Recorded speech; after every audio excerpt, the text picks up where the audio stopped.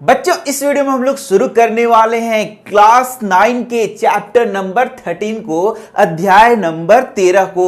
और ये चैप्टर है बच्चों, हम बीमार क्यों होते हैं, why do we fall ill, हम बीमार आखिर क्यों होते हैं। तो बच्चों इसमें बहुत सारे कॉन्सेप्ट्स को समझाएगा जो बहुत ही आसान है। कुछ चीजों को तुम्हें याद करना है जबकि कुछ चीजों को तुम्हें समझना है। तो यहां पर बच्चों यदि यहां पर हम लोग देखें टॉपिक बीमार, तो बीमार का मतलब क्या समझते हो और स्वास्थ्य का क्या क्या मतलब समझते हो। तो बच्चों यदि हम लोग बीमार का मतलब समझें तो बीमार मतलब क्या हुआ कि हम जो है किसी रोग से ग्रस्त हैं, हमारा शरीर स्वस्थ नहीं है, हमें कोई प्रॉब्लम है, हमारे शरीर को प्रॉब्लम है, हमारा शरीर का जो कोई सिस्टम है वो सही प्रकार से काम नहीं कर रहा है, तो हम लोग बोलते हैं कि हमारा शरीर क्या है बच्चों, बीमार है। लेकिन बच्चों स्वास्थ्य, यदि मैं तुमसे पूछूं कि स्वास्थ्य का क्या मतलब है, हेल्दी का क्या मतलब है, तो तुम बोलोगे कि हमारा शरीर बीमार नहीं है तो हम हेल्दी हैं। तो बच्चों यहां पे थोड़ा सा तुम गलत हो सकते हो। तो अब हम लोग को यही समझना है बच्चों कि स्वास्थ्य का क्या मतलब होता है, हेल्दी पर्सन का क्या मतलब होता है। तो नॉर्मल लैंग्वेज में हम क्या कहते हैं कि यदि हमारे शरीर में कोई रोग नहीं है, कोई बीमारी नहीं है, तो हमारा शरीर क्या है, स्वस्थ है। लेकिन साइंस की भाषा में यह स्वस्थ थोड़ा सा और क्या है, जटिल है बच्चों। तो स्वस्थ किसे कहते हैं, तुम स्वस्थ हो, तुम हेल्दी हो, इसका क्या मतलब होता है। तो इसका 3 मीनिंग होता है बच्चों। स्वास्थ्य का मीनिंग हो गया कि तुम शारीरिक रूप से रोग मुक्त हो, पहला। दूसरा, मानसिक रूप से कोई तुमको परेशानी नहीं है। तीसरा, सामाजिक रूप से मतलब अगल बगल समाज में तुम्हारी अच्छी स्थिति है, उससे तुम्हें कोई प्रॉब्लम नहीं है। तो तीनों मिला के हम लोग बोलते हैं कि तुम स्वस्थ हो। मान लो कि तुम्हारा शरीर रोग मुक्त है लेकिन तुम मानसिक रूप से बहुत तनाव में हो, तो क्या तुम्हें स्वस्थ बोला जा सकता है, नहीं बोला जा सकता है। यहां पर विज्ञान की भाषा में हम लोगों को सीखना है कि स्वस्थ व्यक्ति किसे कहते हैं या फिर हेल्दी पर्सन किसे कहते हैं। तो वह पर्सन जो जिसका शरीर क्या हो, रोग मुक्त हो, पहला नंबर। दूसरा नंबर क्या हो गया, जो मानसिक रूप से तनाव मुक्त हो, मानसिक रूप से स्वस्थ हो। और तीसरा, सामाजिक रूप से भी क्या हो, स्वस्थ हो, तो उसे हम लोग क्या बोलते हैं, स्वस्थ बोलते हैं। तो अब तुमने समझ लिया होगा कि यहां रोग मुक्त और स्वस्थ होने में काफी अंतर है बच्चों। तो यहां पर तुम देख सकते हो स्वास्थ्य का मतलब सरल भी है और जटिल भी। सरल भाषा में जो हम लोग स्वास्थ्य का मतलब जानते हैं, हम लोग बोलते हैं कि आपका शरीर सही तरीके से काम कर रहा है, उसमें कोई रोग नहीं है, तो हम उसको स्वास्थ्य बोल देते हैं। लेकिन एक्चुअली में यदि स्वास्थ्य को देखा जाए तो स्वास्थ्य वह अवस्था है जिसमें शारीरिक, मानसिक और सामाजिक कार्य समुचित क्षमता द्वारा और उचित प्रकार से किया जा सके। यानी यदि तुम्हें स्वास्थ्य का परिभाषा पूछेगा तो यहां पर शारीरिक रूप से तुम फिट होने चाहिए, मानसिक रूप से तुम फिट होने चाहिए और सामाजिक रूप से तुम फिट होने चाहिए। मतलब तुम जिस समाज में रह रहे हो वहां तुम्हारी स्थिति अच्छी होनी चाहिए, कोई तुम्हें प्रॉब्लम, परेशानी, टेंशन नहीं होनी चाहिए। तब हम बोल सकते हैं कि तुम क्या हो, स्वस्थ हो या फिर हेल्दी हो। समझ में आ गया ये बात। चलो अब हम लोग देखते हैं अच्छे स्वास्थ्य के लिए क्या क्या चीजें जरूरी है। तो बहुत सारी परिस्थितियां हैं बच्चों, अच्छे स्वास्थ्य के लिए बहुत सारी परिस्थितियां होती हैं, तब किसी को अच्छा हम लोग मान सकते हैं कि उसका स्वास्थ्य क्या है, अच्छा है। तो देख सकते हो, पहला स्वच्छ भौतिक एवं सामाजिक पर्यावरण, दूसरा संतुलित आहार, साफ पीने का पानी, और तीसरा आर्थिक स्थिति और रोजगार के अवसर। तो बच्चों ये डायरेक्ट क्वेश्चन तुमसे पूछा जाता है और इसका आंसर इसी तरीके से तुम्हें करना होगा।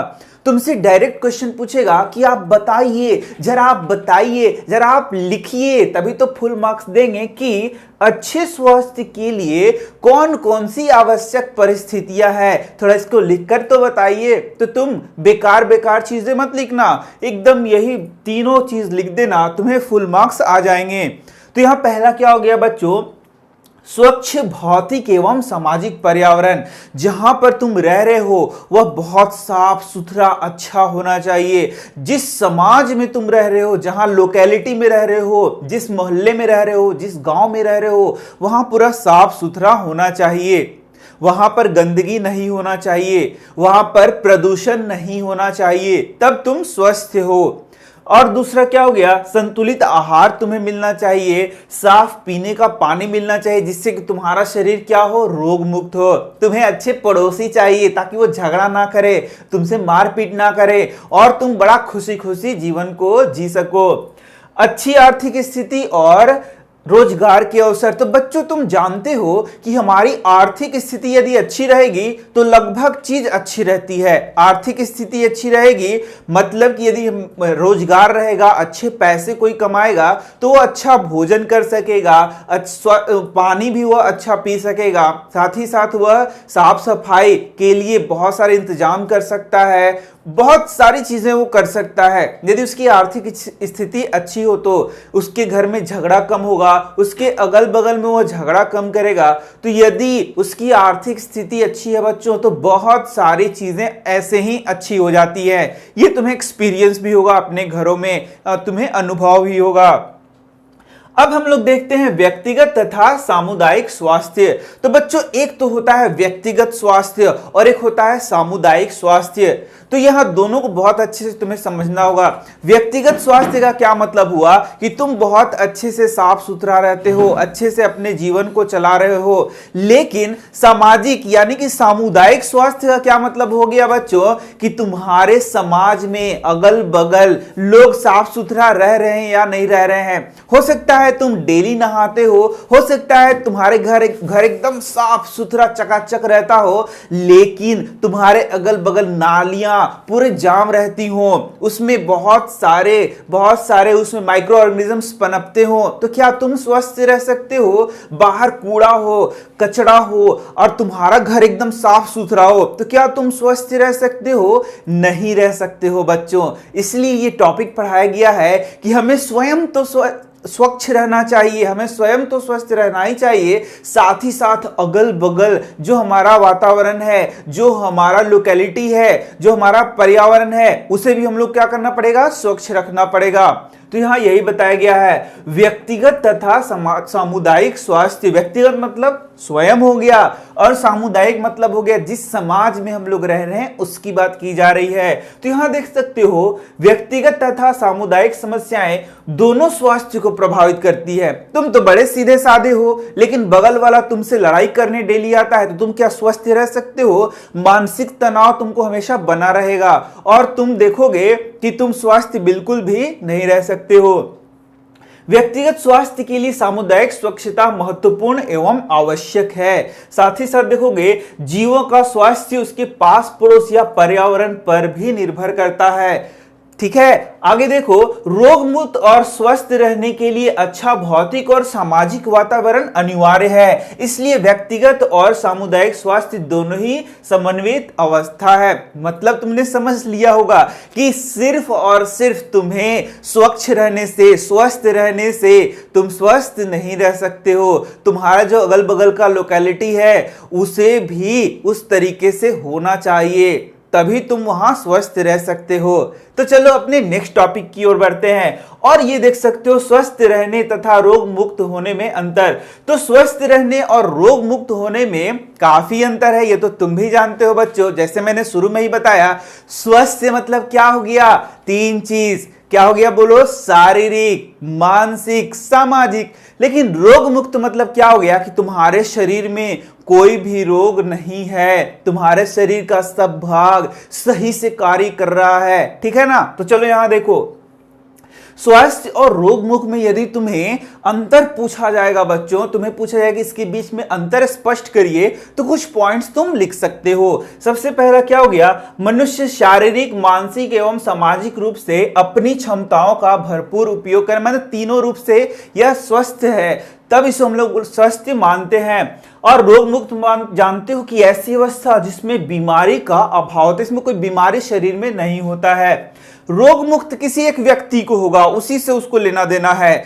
लेकिन स्वस्थ रहने के लिए तुमको पूरा समुदाय से भी लेना है। तुम्हारा समाज यदि गड़बड़ है, समाज में बहुत प्रॉब्लम है, तो तुम स्वस्थ नहीं रह सकते हो। इसके बाद देख सकते हो यहां पर इसमें व्यक्ति का स्वास्थ्य अच्छा या निर्बल हो सकता है। रोग मुक्त होने में तुम निर्बल हो सकते हो, लेकिन व्यक्ति का स्वास्थ्य हम लोग क्या बोलते हैं कि वह अच्छा है, वह रोग मुक्त भी है, मानसिक रूप से भी स्वस्थ है, सामाजिक रूप से भी स्वस्थ है, तब उसको हम लोग क्या बोलते हैं, स्वस्थ मानते हैं। ठीक है, ये सारी चीजें समझ ली। तो इस पॉइंट्स को तुम बना बना के अच्छे से लिख देना, तो तुम्हें फुल मार्क्स आ जाएंगे।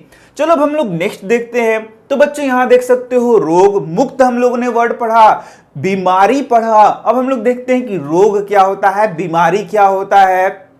तो यहां देख सकते हो जब शरीर का कोई भी अंग समुचित तरीके से काम नहीं कर रहा हो, तो ऐसी स्थिति को रोग या बीमारी या व्याधि कहते हैं। तो शुरू में ही तो हम लोगों ने पढ़ लिया कि हमारा शरीर का कोई अंग या फिर हमारे शरीर का जो मेटाबॉलिज्म है वह यदि सही तरीके से कार्य नहीं कर रहा है, कोई उसको प्रॉब्लम है, तो हम लोग बोलते हैं कि हमारा शरीर क्या हो गया है, बीमार हो गया है, रुग्ण हो गया है या फिर रोग युक्त हो गया है। इस तरीके से तुम इसके परिभाषा को बनाकर लिख सकते हो।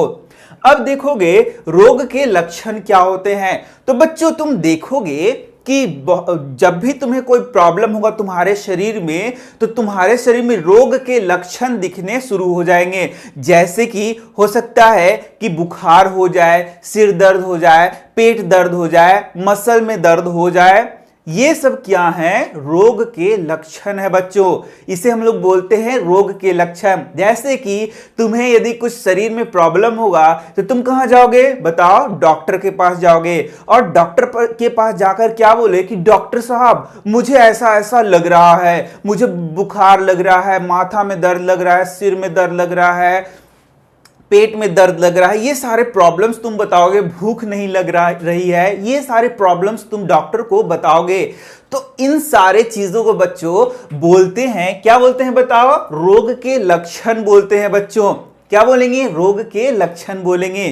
ठीक है, तो यहां देख सकते हो जब व्यक्ति को कोई रोग होता है तो शरीर के एक या अधिक अंगों का कार्य और रंग रूप खराब हो जाता है। और क्या होगा, किसी अंग या तंत्र की संरचना में परिवर्तन, परिलक्षित होना रोग का लक्षण कहा जाता है। तो यहां पर देखोगे यही क्या है, रोग के लक्षण है। ठीक है, अब देखो ध्यान से। तो यदि तुम डॉक्टर के पास जाओगे, 5-6 अपना रोग का लक्षण बताओगे, तो डॉक्टर क्या करेगा, डॉक्टर उन लक्षणों को देखेगा और लक्षणों को देखकर वो डिसाइड करेगा कि ओ इसको क्या प्रॉब्लम हुआ है।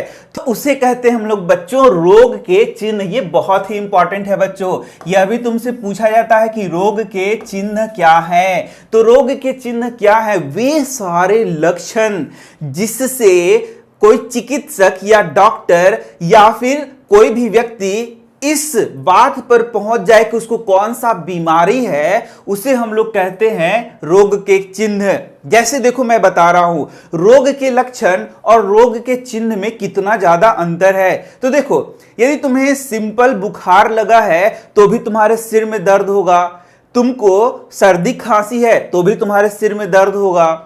हो सकता है कि कोई माइक्रो ऑर्गेनिज्म तुम्हारे शरीर पे हमला किया है तो हो सकता है कि उससे भी तुम्हारे सिर में दर्द हो, या हो सकता है कि कोई बड़ा प्रॉब्लम हो, माइग्रेन का प्रॉब्लम हो तो उसमें भी सिर दर्द होता है। तो भाई जब डॉक्टर के पास जाओगे तो तुम सिर्फ बोलोगे कि मुझे सिर में दर्द है, तो वो आखिर कैसे जानेगा कि तुमको किस कारण से सिर में दर्द है, बुखार के कारण, सर्दी खांसी के कारण, माइग्रेन के कारण। तो डॉक्टर क्या करेगा, डॉक्टर उसके लिए तुमको जांच कराएगा और जांच कराने के बाद डॉक्टर इस लक्षण के आधार पर वो चिन्ह देखेगा कि कौन सा बीमारी का चिन्ह है तुम्हारे शरीर में, और उस बीमारी के चिन्ह को वह पहचान लेगा और बताएगा कि ओ तुम्हें ये बीमारी है, और फिर उसका इलाज करेगा।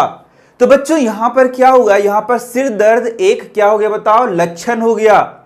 तो बीमारी का चिन्ह कैसे पता चला, बीमारी का चिन्ह पता चला उसका परीक्षण करके। तो तुम देखोगे डॉक्टर लोग क्या करता है, चिकित्सा का चिकित्सक लोग क्या करेगा, उसके लिए प्रयोगशाला में कुछ परीक्षण कराएगा और परीक्षण कराने के बाद वह रोग के चिन्ह को पहचानेगा, फिर रोग को पहचानेगा और उस रोग को पहचान के उसका सही से क्या करेगा, इलाज करेगा। नहीं तो बीमारी कुछ और रहेगा, दवा कुछ और खिला दिया जाएगा तो रोगी कहीं और चला जाएगा, ऐसा हो सकता है बच्चों। तो यहां देख सकते हो लक्षणों के आधार पर चिकित्सक विशेष चिन्ह को पहचानेगा, उस बीमारी को पहचानेगा और फिर क्या करेगा, उसका चिकित्सा करेगा। अब देखो बच्चों रोग के प्रकार, तो रोग के प्रकार अलग अलग हो सकते हैं। तो यहां पर पहला प्रकार देख सकते हो तीव्र रोग और दूसरा क्या है, दीर्घकालिक रोग। तो इन रोगों में अंतर तुमसे पूछा जाता है, हर एक बार पूछा जाता है, बार बार पूछा जाता है। तो तुमसे पूछा जाएगा कि तीव्र रोग और दीर्घकालिक रोग में अंतर को बताएं। तो तुम इस तरीके से इसके अंतर को लिख सकते हो, जो रोग कम समय के लिए होता है, जो रोग कम समय के लिए होता है उसे हम लोग क्या बोलते हैं, तीव्र रोग बोलते हैं। और जो रोग बहुत दिनों के लिए होता है, काफी समय के लिए होता है, कई रोग तो जीवन पर्यंत होता है, बना रहता है, उसे हम लोग बोलते हैं दीर्घकालिक रोग। ये सबसे पहला अंतर हो गया। तो ये जरूर क्वेश्चन पूछा जाता है, इसको एकदम ध्यान से पढ़ो और याद कर लो। वैसा रोग जो कि कुछ समय के लिए होता है इसे हम लोग क्या बोलते हैं, तीव्र रोग बोलते हैं। और वैसा रोग जो कि बहुत अधिक समय तक होता है उसे हम लोग क्या बोलते हैं, दीर्घकालिक रोग कहते हैं। दूसरा अंतर, जो तीव्र रोग होता है बच्चों, वो शरीर को बहुत ज्यादा डिवास्टेटिंग इफेक्ट नहीं होता है, मतलब उसमें शरीर बहुत ज्यादा टूटता नहीं है। लेकिन जो दीर्घकालिक रोग होता है उसमें शरीर मरणासन तक हो जाता है, मतलब हो सकता है कि उस व्यक्ति का मृत्यु तक हो जाए। तो दीर्घकालिक रोग बहुत ही खतरनाक होता है। दो अंतर हो गया। तीसरा में लिख सकते हो इसके उदाहरण, जैसे सर्दी खांसी हो गया, बुखार हो गया, ये सब क्या है बच्चों, तीव्र रोग हैं। लेकिन जैसे कि क्षय रोग हो गया, कैंसर हो गया, कील पांव हो गया, इसे हम लोग डायबिटीज हो गया, इसे हम लोग क्या बोलते हैं, दीर्घकालिक रोग कहते हैं। तो इस तरीके से ये अंतर बच्चों जरूर तुमसे पूछा जाएगा और इसको बहुत अच्छे से तुम याद कर लो। अब देखते हैं दो और रोग और उसका अंतर। तो पहला होता है संक्रामक रोग और दूसरा क्या होता है, असंक्रामक रोग। तो संक्रामक रोग किसे कहते हैं, वैसे रोग जो विभिन्न प्रकार से एक व्यक्ति से दूसरे व्यक्ति में फैलता है उसे हम लोग क्या बोलते हैं बच्चों, संक्रामक रोग कहते हैं। लेकिन वैसा रोग जो कि एक व्यक्ति से दूसरे व्यक्ति में नहीं फैलता है उसे हम लोग बोलते हैं असंक्रामक रोग। तो संक्रामक रोग का सबसे अच्छा एग्जाम्पल क्या हो गया बच्चों, अभी कोरोना जो फैला हुआ है वह क्या है, एक संक्रामक रोग है। ठीक इसी तरीके से सर्दी खांसी क्या हो सकता है, संक्रामक रोग हो सकता है। एड्स क्या हो सकता है, संक्रामक रोग हो सकता है, क्योंकि एक व्यक्ति से दूसरे व्यक्ति में ये क्या हो रहा है, फैल रहा है। जबकि तुम यहां देख सकते हो असंक्रामक रोग, जैसे कि मान लो किसी को ब्लड प्रेशर का यानी कि उच्च रक्तचाप का बीमारी है, या फिर मान लो किसी को डायबिटीज का बीमारी है, तो बस वह उसी को है, वह दूसरे को पटा नहीं रहा है, तो उसको हम लोग क्या बोलते हैं, असंक्रामक रोग। तो बच्चों इस चैप्टर में संक्रामक रोग के बारे में बहुत सारे चीजें हमें पढ़ाई गई हैं और उन्हें हमें समझना भी होगा। तो बच्चों अब हमारा नेक्स्ट टॉपिक है वह है रोग के कारक। रोग कैसे कैसे होगा उसे ही हम लोग कहेंगे रोग के कारक। तो बच्चों यहां सिंपली हम लोग देखें तो रोग के मुख्यतः दो कारक होते हैं, एक होता है तात्कालिक कारक और दूसरा होता है सहायक कारक। तो पहले तात्कालिक कारक क्या होता है वह सीखो, फिर सहायक कारक क्या होता है वह सीखो। तो तात्कालिक कारक जैसे बच्चों समझो जरा सा कि मान लो कि कोई एक बैक्टीरिया है जो कि मुझ पर हमला किया तो मुझे वह रोग हो गया, तो वहां पर यह कारक जो बैक्टीरिया हो गया उसे हम लोग क्या बोलेंगे, तात्कालिक कारक। लेकिन मान लो बच्चों मेरा एक यहां पर दोस्त है और वही बैक्टीरिया उस पर हमला किया लेकिन उसको वह रोग नहीं हुआ। तो अब यहां ध्यान से समझो, तो हो सकता है कि मुझ में कुपोषण हो, मेरा शरीर कमजोर हो, या फिर मैं ज्यादा गंदा रहता हूं, इस कारण से वह बैक्टीरिया मुझ पर हमला किया और मुझे क्या हो गया, मुझे कोई रोग हो गया। तो यहां बच्चों जो बैक्टीरिया मुझ पर हमला कर रहा है तो वह हो गया तात्कालिक कारक। और साथ ही साथ मेरे अंदर जो कमजोरी है, जो कुपोषण है, जो गंदगी में रहने की आदत है, वह क्या हो गया बच्चों? वह हो गया सहायक कारक। तो किसी रोग को होने के लिए तात्कालिक कारक भी जरूरी होता है और सहायक कारक भी वहां महत्वपूर्ण भूमिका निभाता है। जैसे कि मान लो तुम्हारे क्लास में किसी ने छींका, तो जो अदर बच्चे बैठे हुए हैं उनमें से 10 को कोई भी सर्दी खांसी नहीं पटा, लेकिन 2-3 को सर्दी खांसी पट गया। तो जो 2-3 को सर्दी खांसी पट गया, क्यों पट गया बच्चों? क्योंकि उसका इम्यून सिस्टम था, रोग प्रतिरोधक क्षमता था, वह कम था। तो ऐसा क्यों होगा? उसका रोग प्रतिरोधक क्षमता कम क्यों होगा? इसका बहुत सारा कारण हो सकता है उसको सही से पोषण नहीं मिल रहा होगा, हो सकता है कि वह सही से एक्सरसाइज नहीं करता होगा, हो सकता है उसका शरीर बहुत कमजोर होगा, जिस कारण से उन बच्चों को वह सर्दी खांसी पट गया। तो तात्कालिक कारक क्या हो गया? वह वायरस है जिसने उससे सर्दी खांसी पटाया, वह क्या हो गया बच्चों? वह हो गया तात्कालिक कारक। और जो उसके शरीर का जो एक कमजोरी है या फिर जो कुपोषण है, वह क्या हो गया बच्चों? वह हो गया सहायक कारक। ये तुमने समझ लिया। तो रोग के जो मुख्य कारक हैं उनको हम लोग इस तरीके से देखते हैं। तो सबसे पहला होता है बच्चों संक्रमण। संक्रमण के द्वारा बहुत सारे बीमारी हो सकता है। दूसरा है बच्चों कुपोषण, कुपोषण के कारण भी बहुत सारी बीमारी हो सकती है।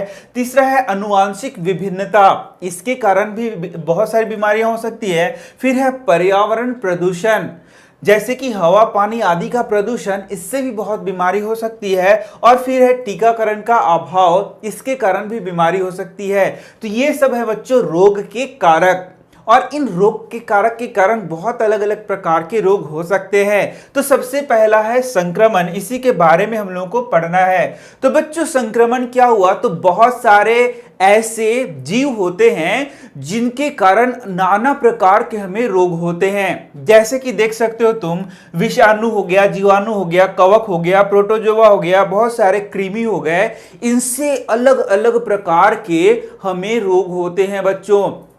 उन रोगों के कुछ नाम भी तुम्हें याद करने हैं जो कि एग्जाम में तुमसे पूछे जाएंगे। तो यहां पर देख सकते हो, जब रोग किसी रोगाणु के कारण होता है, तो बच्चों ये सारे क्या हो गए? ये रोगाणु हो गए। तो जब कोई बीमारी किसी रोगाणु के कारण होता है, तो या फिर बोलेंगे रोगाणु के संक्रमण के कारण होता है, तो हम बोलेंगे कि यह क्या बीमारी है? संक्रमण के कारण होने वाली बीमारी है। तो यहां पर रोगाणुओं के नाम देख सकते हो, जैसे बैक्टीरिया हो गया, वायरस हो गया, कवक हो गया, कृमि हो गया। बहुत प्रकार के ये रोगाणु हैं बच्चों, जिनसे विभिन्न प्रकार के संक्रामक रोग हमें होते हैं। तो यहां पर देख सकते हो विषाणु के द्वारा कौन कौन सा रोग होता है। विषाणु मतलब क्या हो गया? वायरस हो गया। और जीवाणु मतलब क्या हो गया? बैक्टीरिया हो गया। कवक मतलब क्या हो गया? फंजाई हो गया। फिर प्रोटोजोआ और फिर कृमि। तो यहां पर देख सकते हो कौन कौन से रोग हैं, इनको तुम याद भी कर सकते हो। तो देख सकते हो यहां पर विषाणु के द्वारा कुछ रोग है, जैसे सर्दी जुकाम है, चेचक है, एड्स है, इन्फ्लुएंजा है। तो आगे की क्लासेस में बच्चों बहुत सारे बीमारियों के नाम याद करने हैं तुम्हें, जो कि किसके द्वारा होता है? विषाणु के द्वारा होता है। लेकिन साथ ही साथ बच्चों क्या करना है वहां पर तुम लोग को किस विषाणु के कारण कौन रोग होता है, किस जीवाणु के कारण कौन रोग होता है, ये नाम भी याद करना। भी तो सिर्फ यहां पर विषाणु लिखा हुआ है, लेकिन कौन विषाणु के कारण कौन रोग होता है यह भी तुम्हें आगे क्लासेस में पढ़ना है। तो इसके बाद देख सकते हो जीवाणु के द्वारा हैजा है, खसरा, क्षय रोग, एंथ्रेक्स और टिटनेस है।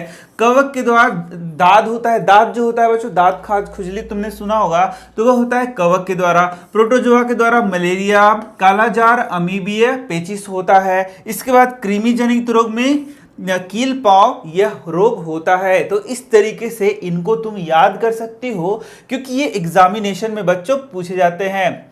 अब हम लोग को विभिन्न सूक्ष्म जीवों के बारे में कुछ बताया गया है तुम्हारे बुक में, उनके भी नाम याद कर लेने हैं। तो देख सकते हो सार्स बैक्टीरिया है, तो सार्स बैक्टीरिया को यहाँ दिखाया गया है। तो संक्रमित कोशिका से बाहर निकलते हुए सार्स बैक्टीरिया का चित्र यहाँ पर तुम देख सकते हो। तो यहां पर यही सार्स जो बीमारी है उसके लिए ये बैक्टीरिया जिम्मेदार होता है। और यहां पर देख सकते हो सार्स का फुल फॉर्म क्या होता है, तो देख सकते हो सीवियर एक्यूट रेस्पिरेटरी सिंड्रोम, इसका ये नाम है, सार्स का ये फुल फॉर्म होता है। इसके बाद देख सकते हो बच्चों लिशमानिया है, ये एकदम याद करना है, काला आजार लिशमानिया, काला आजार लिशमानिया। काला आजार किसके होता है बच्चों, लिशमानिया से होता है, तो ये देख सकते हो ये है लिशमानिया जिससे होता है काला आजार।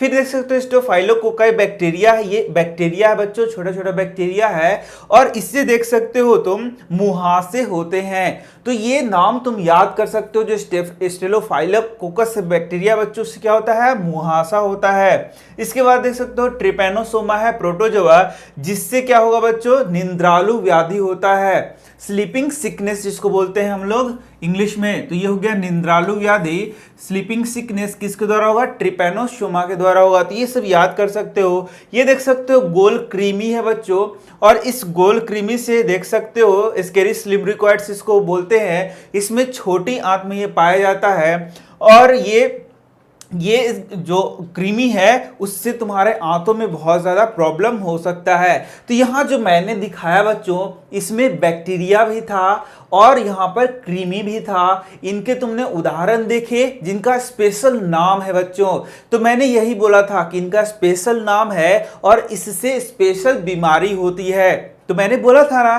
कि आगे की क्लासेस में अब कौन बैक्टीरिया से क्या होता है उसको भी तुम्हें पढ़ना होगा। जैसे मैंने एक बताया यहाँ स्टेफाइलोकोकस बताया, स्टेफाइलोकोकस बैक्टीरिया से क्या होता है, मुहासा होता है।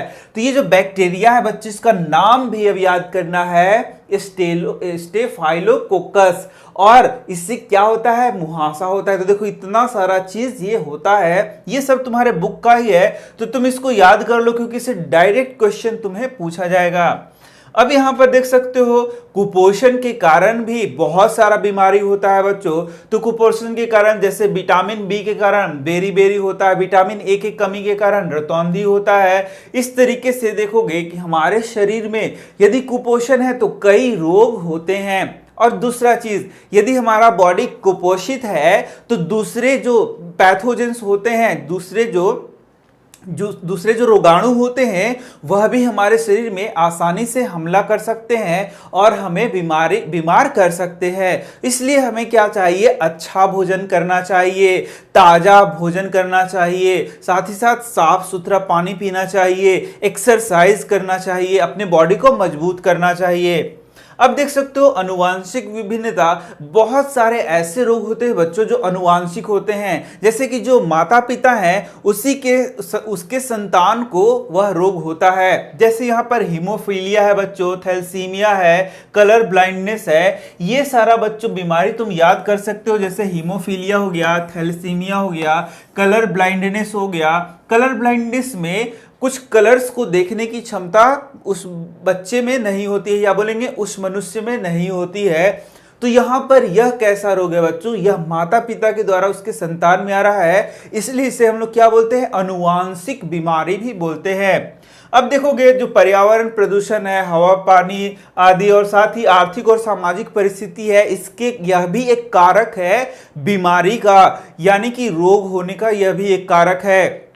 कैसे, ये तो तुम जानते हो, यदि प्रदूषण होगा हमारे अगर जल का प्रदूषण होगा, वायु प्रदूषण होगा, तो नाना प्रकार की बीमारियां हमें हो सकती है। ठीक इसी तरीके से यदि हमारा आर्थिक परिस्थिति खराब है तो तुम कुपोषित हो सकते हो, और कुपोषण से भी हजारों बीमारियां हो सकती है। अब देख सकते हैं रोग फैलने के साधन, रोग कैसे, संक्रामक जो रोग है बच्चों एक व्यक्ति से दूसरे व्यक्ति में फैलता है। मैंने बताया था कि संक्रामक रोग है, एक व्यक्ति से दूसरे व्यक्ति में फैल सकता है।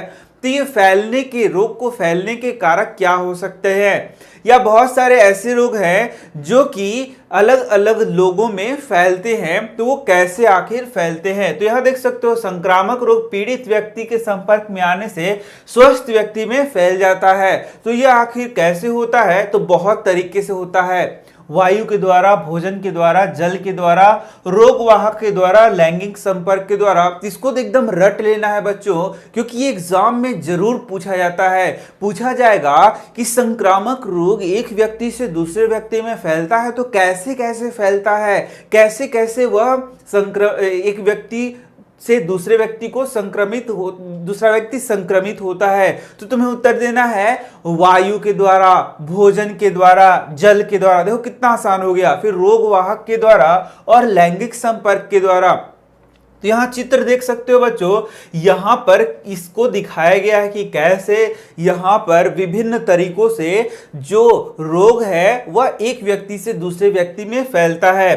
तो यहां पर सबसे पहला है बच्चों वायु द्वारा। तो सबसे आसान जो चीज है वह है वायु द्वारा, क्योंकि तुमने इसको प्रत्यक्ष महसूस किया है। तुम अपने क्लास में बैठे हुए हो और कोई इधर से हाक्षी छींकता है, ठीक है, तो जैसे ही वो छींकता है बच्चों, तो कुछ बच्चे उसमें से क्या हो जाते हैं, संक्रमित हो जाते हैं और उनको भी सर्दी खांसी हो जाता है।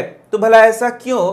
क्योंकि उसका जो वायरस है वह उसमें प्रवेश कर जाएगा और उसका यदि रोग प्रतिरोधक क्षमता मजबूत नहीं है तो वह रोग उसमें भी हो जाता है। तो देख सकते हो यहाँ इसने छींका और ये जो व्यक्ति है इसको भी सर्दी हो गया। तो ये कैसे फैल रहा है? वायु के द्वारा फैल रहा है। तो इससे डायरेक्ट क्वेश्चन पूछा जाता है, इसलिए बहुत अच्छे से इसको याद करो। तो पूछा जाएगा वायु के द्वारा फैलने वाले रोगों के नाम बताइए। तो सबसे इंपॉर्टेंट है क्षय रोग, जिसको हम लोग बोलते हैं टीबी। इसके बाद हो गया निमोनिया, फिर सर्दी जुकाम। तो बच्चों यह भी क्वेश्चन पूछा जाता है कि जो क्षय रोग है, ट्यूबरकुलोसिस है, टीबी है, वह किस चीज से फैलता है? तो तुम्हें उत्तर देना है मुख्य रूप से वो किससे फैलेगा? वायु के द्वारा। वायु के द्वारा वो फैलेगा। तो ये तीनों चीज का नाम तुम याद कर लो। निमोनिया हो गया, क्षय रोग हो गया, सर्दी जुकाम हो गया। यह किसके द्वारा फैल रहा है बच्चों? जल्दी बताओ। यह फैल रहा है वायु के द्वारा। समझ में आ गया? अब चलो, तो यहां पर इससे बहुत इंपॉर्टेंट क्वेश्चन पूछा जाएगा तुमसे।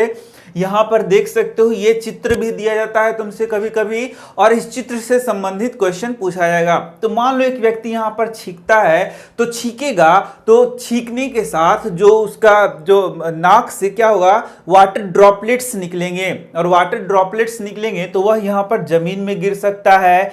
और क्या हो सकता है, देख सकते हो बड़ी बड़ी बूंद कुछ ही सेकेंड में जमीन पर गिर जाती हैं। बाकी जो छोटी बहुत महीन बूंदें होंगी वो यहीं पर निकलेंगी। देखो रोगी की छींक से निकली सूक्ष्म बूंदों का क्षेत्र, देखो हाथ छींक करेंगे तो तुमको तो पता नहीं चलता, लेकिन देखो पूरा इस एरिया में तुम्हारा वो जो सूक्ष्म कण है, यदि तुम्हें सर्दी खांसी है तो वो यहां पर पूरा फैल जाएगा।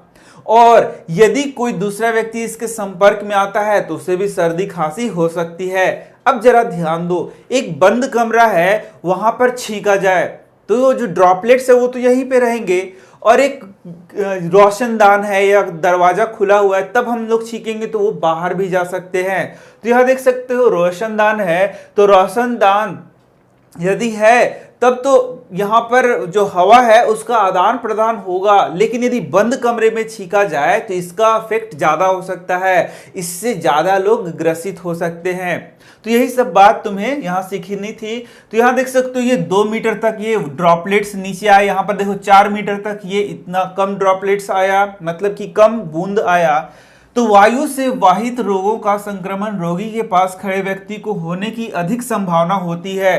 तो यदि यहां पर मैं हूं, मैंने बोला हाँ छी, तो यहां जो व्यक्ति है उसको ज्यादा चांस है कि ज्यादा रोग हो, बजाय उसके कि जो हमारे मुझसे 2 मीटर की दूरी पे खड़ा है उसको। तो जो 2 मीटर की दूरी पे खड़ा है उसको कम संक्रमण होगा, जो नजदीक खड़ा है उसको ज्यादा संक्रमण होगा। ऐसा कर करके क्वेश्चन तुमसे पूछा जाएगा तो तुम इसका आंसर दे देना। अधिक भीड़ भाड़ वाले एवं कम रोशनदान वाले घरों में वायु वाहित रोगों के होने की संभावना अधिक है। तो यदि तुमसे पूछेगा कि अधिक भीड़ भाड़ वाले स्थानों में संक्रामक रोग ज्यादा होता है कि कम होता है, तो ज्यादा होता है, इसीलिए तो लॉकडाउन हुआ है। तुम्हें पता होगा ना कि अभी लॉकडाउन चल रहा है, तो लॉकडाउन इसलिए चल रहा है ताकि लोग ज्यादा भीड़ भाड़ इकट्ठा ना करें और जिससे कि कोरोना का खतरा कम हो जाए, कम लोगों को कोरोना पटे। और यही कारण है कि उनको आइसोलेट किया गया है, अलग अलग किया गया है, 2 मीटर की दूरी बनाया जाता है कि 2 मीटर की दूरी पे रहिए ताकि संपर्क कम से कम हो, मुंह में मास्क लगाइए। तो ये सारा चीज भी यहां भी हम लोगों को पढ़ना है। तो अधिक भीड़ भाड़ वाला इलाका में पूछा जाएगा संक्रमण ज्यादा होगा या कम होगा, तो ज्यादा होगा। यदि बंद कमरा है तो संक्रमण ज्यादा होगा या कम होगा, ज्यादा होगा। ज्यादा रोशनदान वाला कमरा है तो संक्रमण ज्यादा होगा या कम होगा, तो कम होगा। ठीक है, इस तरीके से उत्तर तुम्हें लिखना होगा। अब देखो, जल और भोजन द्वारा, तो जल के द्वारा बहुत सारे संक्रामक बीमारियां होती है। तो जल के द्वारा जैसे हेपेटाइटिस हो गया, वह मुख्य रूप से किससे होता है, जल के द्वारा। जॉन्डिस होता है, वह पीलिया जिसको कहते हैं, वह किससे होता है तुम्हारा, बोलो, वह होता है जल के द्वारा। लेकिन यहाँ हैजा और अमीबिया पेचिस, इसको याद रखना, यह जल के द्वारा फैलता है। और तो ये तुम्हें याद रखना है क्योंकि एग्जाम में तुमसे ये पूछा जाएगा। इसके बाद देख सकते हो रोगवाहक। तो बच्चों तुम जानते हो कि जो मलेरिया होता है वह एनोफिलिस मच्छर के काटने से होता है। तो ये देख सकते हो एनोफिलिस मच्छर है, यह क्या करेगा, यह काटेगा तो मलेरिया को क्या करेगा, यह फैलाएगा। तो ये प्रोटोजोआ को क्या होता है, वाहक होता है। एक जीव प्रोटोजोआ के कारण मलेरिया होता है। मलेरिया किसके कारण होता है, प्रोटोजोआ के कारण।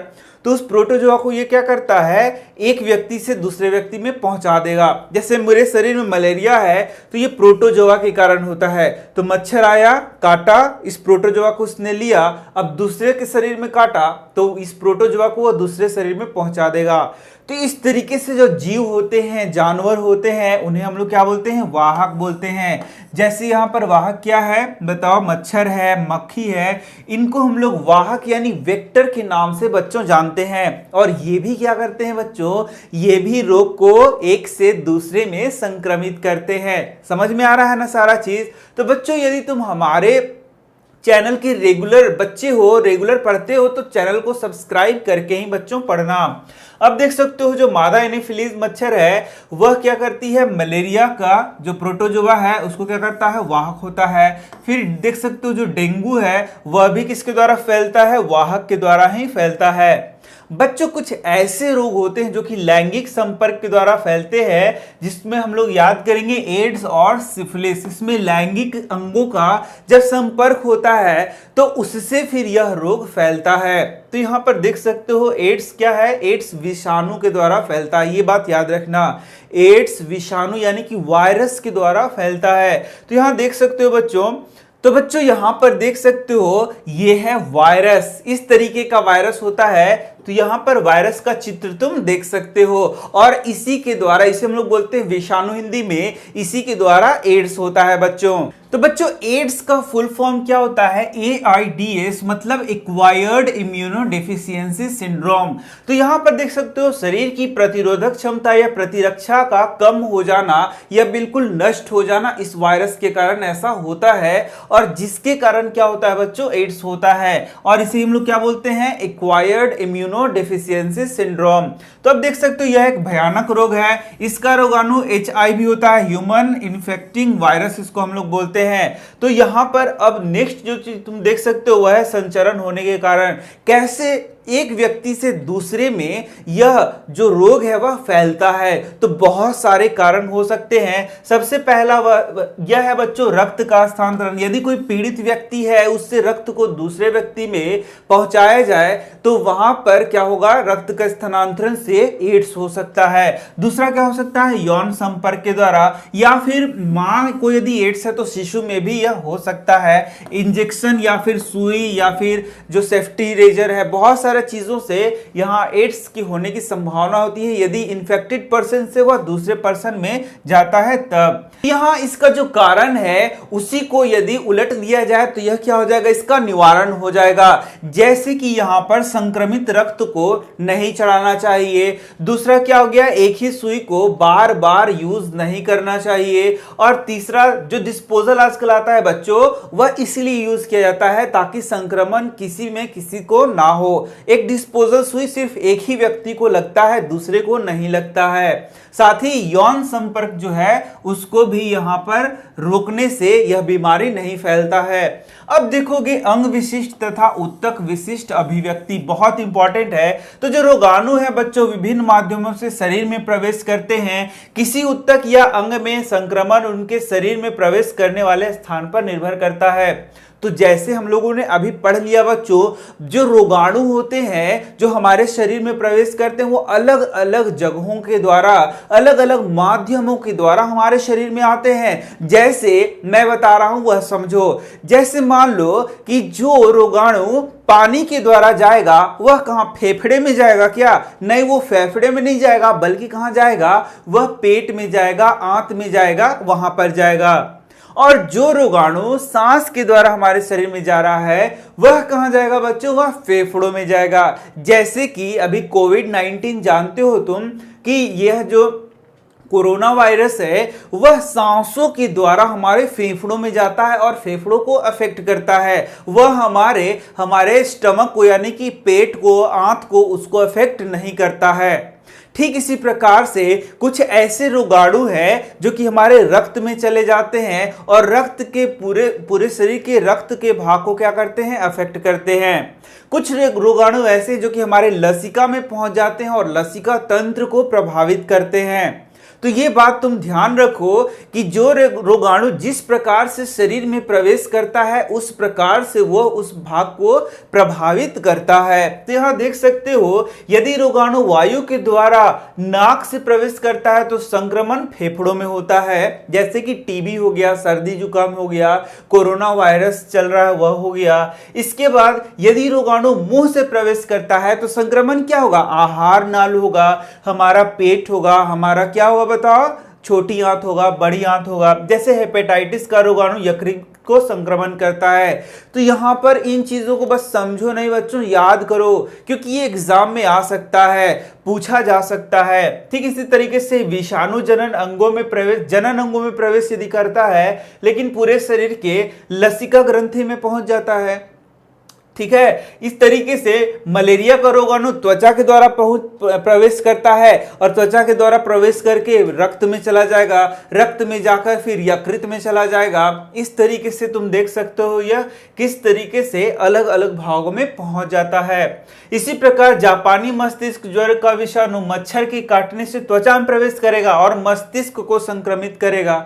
ठीक है, तो ये सारी चीजें यहां पर बताई गई है। अब बच्चों रोग का बात तो बहुत हो गया, अब हम लोग आएंगे उपचार पर। तो उपचार देख सकते हो, रोगों के उपचार दो प्रकार से किए जा सकते हैं। देखो, दो प्रकार से रोगों के उपचार किए जाते हैं।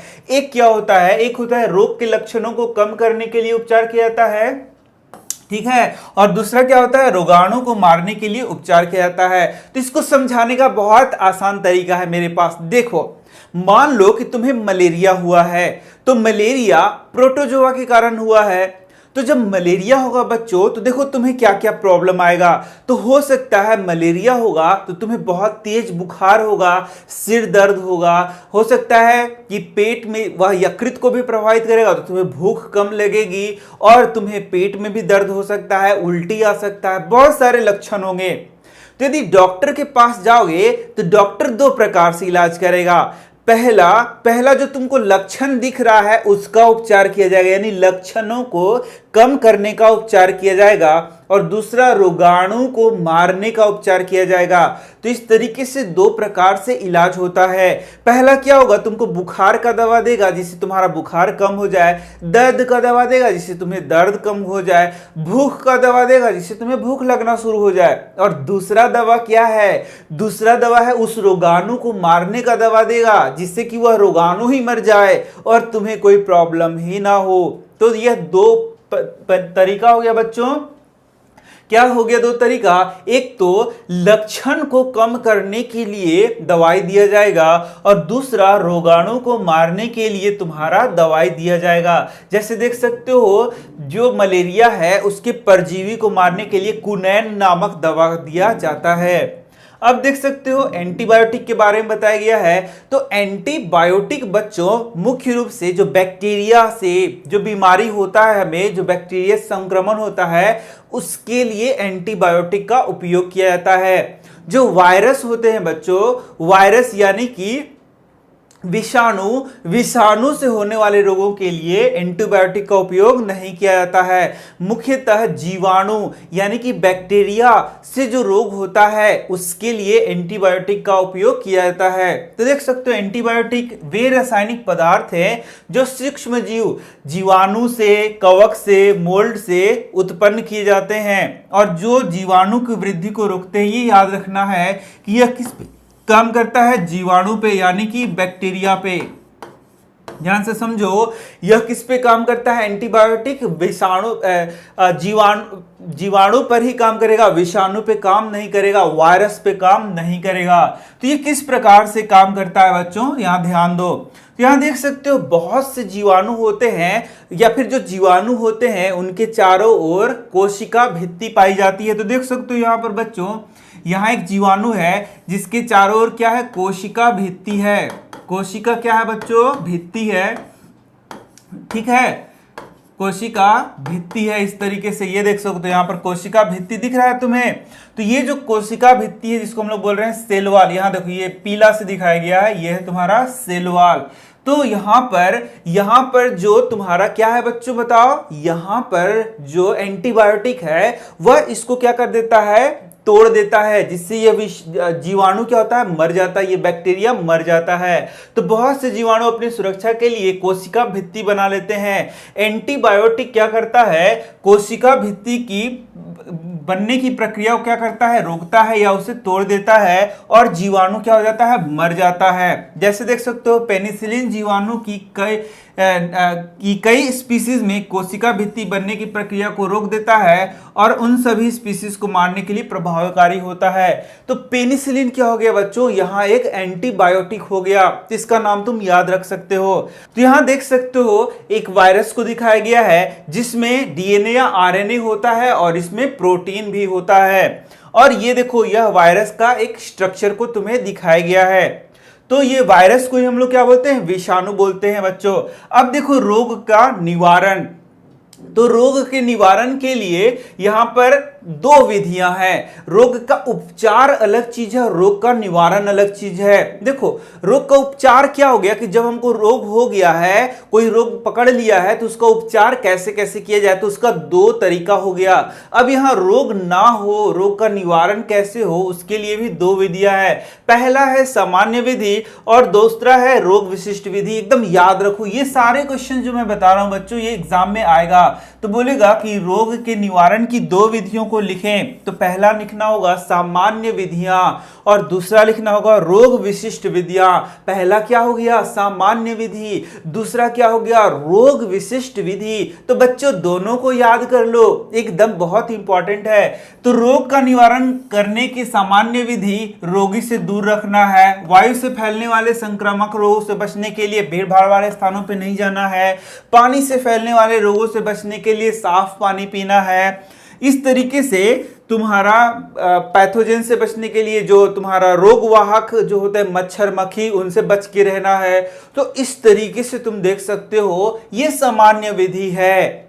लेकिन जो दूसरा विधि है बच्चों वह बहुत ही जरूरी है और वह है रोग विशिष्ट विधियां। तो रोग विशिष्ट विधियां देख सकते हो, रोगों के रोकथाम का उचित उपाय है प्रतिरक्षीकरण या टीकाकरण, जिसे हम लोग बोलते हैं वैक्सीनेशन। तो बच्चों वैक्सीन के द्वारा यानी कि टीका के द्वारा हम लोग अपने शरीर में रोग प्रतिरोधक क्षमता को बढ़ाते हैं, जिससे कि हम लोग बहुत सारे रोगों से लड़ सकते हैं। तो यह जो टीका होता है बच्चों, अलग अलग बीमारी के लिए जो टीका उपलब्ध है वह भी अलग अलग होता है। मतलब किसी एक रोग के लिए एक ही टीका होता है, इसीलिए इसको बोलते हैं विशिष्ट। विशिष्ट मतलब खास, किसी एक रोग के लिए खास टीका होगा जिसको लगाने पर वह रोग मुझे नहीं होगा। ऐसा नहीं है कि कोई एक ऐसा टीका निकला है जिसको लगा दिया जाए तो दुनिया का कोई बीमारी ना हो, ऐसा नहीं है।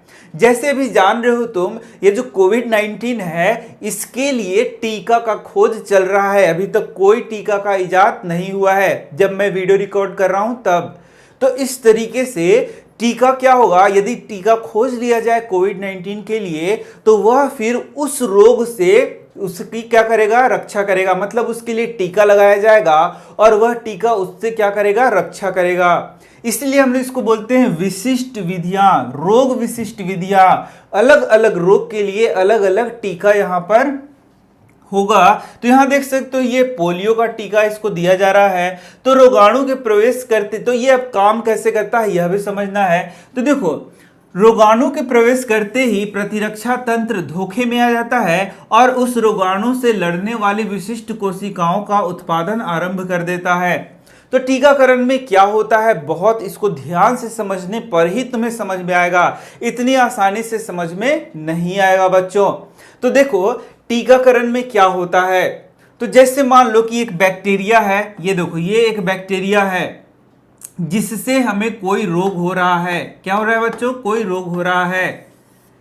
तो इस बैक्टीरिया को से वह रोग होता है और इसी बैक्टीरिया से रोकथाम के लिए हम लोग क्या लगाते हैं, टीका लगाते हैं। तो देखो क्या होगा, पहले जैसे ही ये बैक्टीरिया, इस बैक्टीरिया को हमारे शरीर में प्रवेश करा दिया जाएगा, इसको मृत करके, इसको या तो मृत करके या तो अर्ध मृत करके इसी बैक्टीरिया को हमारे शरीर में प्रवेश करा दिया जाता है।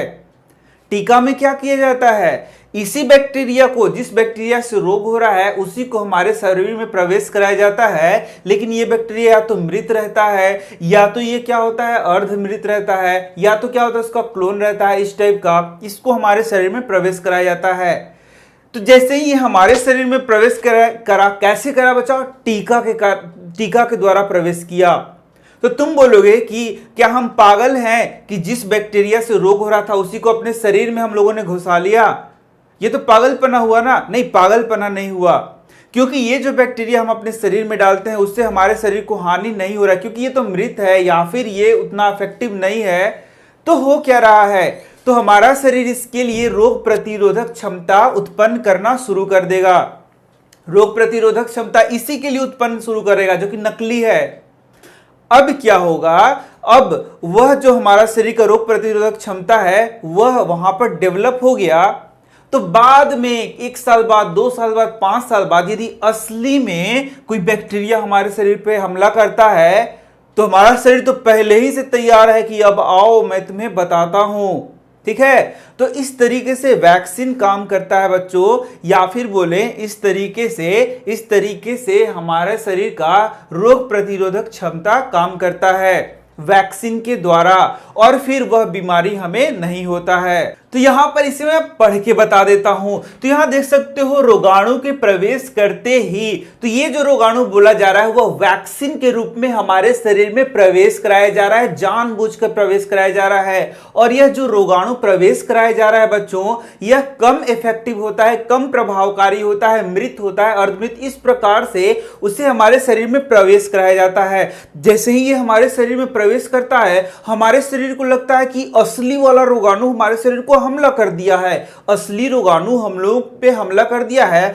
और हमारा प्रतिरक्षा तंत्र धोखे में आ जाता है। हमारा प्रतिरक्षा तंत्र किस चीज में आ गया, धोखा हो गया, और वह क्या करता है, उस रोगाणु से लड़ने के लिए विशिष्ट कोशिकाओं का उत्पादन करना शुरू कर देता है। मतलब हमारे शरीर को लगता है कि असली में कोई रोगाणु हमारे शरीर पे हमला किया है और हमारा शरीर धोखा खा जाता है, और लेकिन धोखा ही धोखा में वह विशिष्ट कोशिकाओं का उत्पादन करने लगता है जो कि हमारे शरीर में बने रहता है। अब कुछ दिन बाद, कुछ सालों बाद यदि असली में वह रोगाणु हमारे शरीर पर हमला करता है तो वो जो विशिष्ट कोशिकाएं हैं वह उसको क्या कर देती है, उसको मार देती है, या फिर बोले उसके प्रभाव को कम कर देती है। तो इस प्रकार से जो वैक्सीन होता है बच्चों, वह क्या करता है, वर्क करता है। तो यहां पर यही लिखा गया है, जो टीका होता है इस प्रकार से हमारे शरीर पर काम करता है। तो यहां देख सकते हो किस तरीके से ये जो टीका है, जो इम्यून सिस्टम है, वह जो फॉरेन इन्वेडर यानी कि जो रोगाणु है उससे हमारी सुरक्षा करता है, हमें बचाता है। तो अब देख सकते हो इस प्रकार रोगाणु को मारने वाली विशिष्ट कोशिकाएं शरीर में पहले ही से निर्मित हो जाती हैं। वैक्सीन जैसे ही लगाया गया, टीका जैसे ही लगाया गया, हमारा शरीर में वह विशिष्ट कोशिकाएं बन जाती हैं, भले ही धोखे में ही बने लेकिन हमारे शरीर में बन जाती हैं। और जब असली वह जो रोगाणु है हमारे शरीर पर हमला करता है तो हमारा शरीर उससे फाइट करता है और हमें क्या करता है, उस रोग से बचाता है। इस प्रकार से टीका हमारे शरीर पर काम करता है। समझ में आ गया तुम्हें? बहुत अच्छे से समझ में आया होगा। और जब रोग का असली रोगाणु वास्तव में शरीर में प्रवेश करता है तो रोगाणु से विशिष्ट कोशिकाएं लड़ती हैं और उसे मार देती हैं। अब देखो यहां पर बताया गया है, परंपरा के अनुसार भारतीय तथा चीनी चिकित्सीय तंत्र में कभी कभी जानबूझकर चेचक से पीड़ित व्यक्ति तथा स्वस्थ व्यक्ति की त्वचा को आपस में रगड़ते थे। उन्हें इससे ऐसी आशा थी कि इसके कारण से चेचक के मंद रोगाणु स्वस्थ व्यक्ति के शरीर के रोग प्रतिरोधक क्षमता को उत्पन्न कर देंगे। तो यहां देख सकते हो वर्ड लिखा गया है मंद रोगाणु। मंद रोगाणु जैसे चेचक के टीका का खोज ऐसे ही हुआ कि यहाँ पर चेचक के मंद रोगाणु को, जो रोगाणु उतना प्रभावकारी नहीं है, उसी को प्रवेश करा दिया जाता था। जब उसको मंद रोगाणु को प्रवेश करा दिया गया तो उतना ज्यादा प्रभाव तो उत्पन्न नहीं किया, लेकिन शरीर उसके लिए विशिष्ट कोशिकाओं को बनाना शुरू कर दिया। और जब चेचक के असली रोगाणु आए, बहुत बहुत बहुत ज्यादा इफेक्टिव रोगाणु आए, तो फिर उससे क्या हो गया, वह उससे क्या करेगा, फाइट करेगा। इस तरीके से चेचक का क्या हुआ बच्चों, चेचक के टीका का, वैक्सीन का खोज हुआ। तो यहां देख भी सकते हो तुम्हारा लैटिन में काउ का अर्थ है वक्का तथा काउपॉक्स चेचक का अर्थ है वैक्सीनिया। इस आधार पर वैक्सीन अर्थात टीका शब्द आया था। तो यहां देख सकते हो टीका शब्द का खोज कैसे किया गया था। अब देख सकते हो यहाँ टेटनस, डिप्थीरिया, पोलियो, चेचक, क्षयरोग के लिए टीके उपलब्ध हैं। बच्चों को डीपीटी का टीका डिप्थीरिया, कुकर खांसी और टिटनेस के लिए दिया जाता है। तो यहाँ पर अलग अलग रोगों के लिए अलग अलग टीका दिया जाता है जिसके बारे में यहाँ वर्णन नहीं किया गया है। तो यहाँ पर देख सकते हो जैसे कोविड-19 है, इसके लिए भी टीके का खोज चल रहा है। तो इस तरीके से बच्चों ये वीडियो यहाँ पर समाप्त होता है। बच्चों यदि इस चैनल से तुम पढ़ते हो तो चैनल को जरूर सब्सक्राइब करके ही पढ़ो ताकि तुम्हें बहुत आसानी हो। तो मैं मिल रहा हूं तुमसे नेक्स्ट वीडियो में, और कौन कौन से चैप्टर्स की वीडियो तुम्हें चाहिए वह भी तुम जरूर बताओ, तो मैं उस चैप्टर की वीडियो को बना दूंगा। तो मैं मिल रहा हूं तुमसे नेक्स्ट वीडियो में। बच्चों वीडियो को शेयर करना ताकि तुम्हारे दोस्तों को भी फायदा हो सके। Thank you.